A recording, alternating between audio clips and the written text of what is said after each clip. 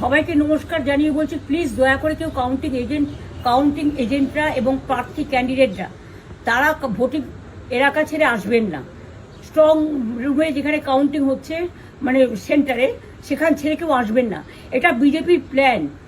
প্রথম 2-3 রাউন্ডে আমি কালকে থেকেই বলছি যে ওদেরগুলো আগে দেখাবে, আমাদেরগুলো পরে দেখাবে। এবং অনেক জায়গায় 2-3 রাউন্ড কাউন্টিং করার পরে প্রায় 100টা জায়গায় কাউন্টিং বন্ধ করে রেখে দিয়েছে। এবং কল্যাণীতে ধরা পড়েছে 7টা মেশিন, যেখানে কোনো মিল নেই। এটা টোটাল ফোর্সফুলি সেন্ট্রাল ফোর্সকে দিয়ে চারিদিকে তৃণমূল কংগ্রেসের উপর অত্যাচার করছে, অফিস ভাঙছে, জোর করে দখল করছে। এসআইআর নামে আপনারা দেখেছেন ভোট লুট করেছে যাতে যে সিটগুলো জিততে পারে। কিন্তু এখনো এমন 70টা সিট আছে, 100টা সিট আছে যেগুলো আমরা এগিয়ে আছি, সেগুলো বলছে না। টোটালটাই মিথ্যে নিউজ খাওয়াচ্ছে।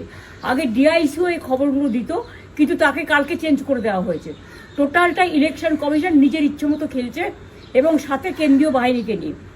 এবং আমাদের পুলিশরা টোটাল মাথা নত করে কেন্দ্রীয় বাহিনীর আন্ডারে কাজ করছে। সুতরাং আমি আমাদের কাউন্টিং এজেন্টদের, আমাদের সমস্ত পার্টির কর্মীদের বলবো, অত মন খারাপ করার কারণ নেই। আমি বলেছিলাম সূর্যাস্তের পরে আপনারা জিতবেন। 3 রাউন্ড 4 রাউন্ড কাউন্ট হলেও এটা 14 রাউন্ড থেকে 18 রাউন্ড কাউন্ট হয়, তখন আপনারা জিতবেন। Wait and see, watch. আমরা সবাই আপনাদের সাথে আছি, আপনারা কেউ ভয় পাবেন না, নিশ্চিন্তে থাকুন। আবার বাঘের বাচ্চার মতো লড়াই করে যাব।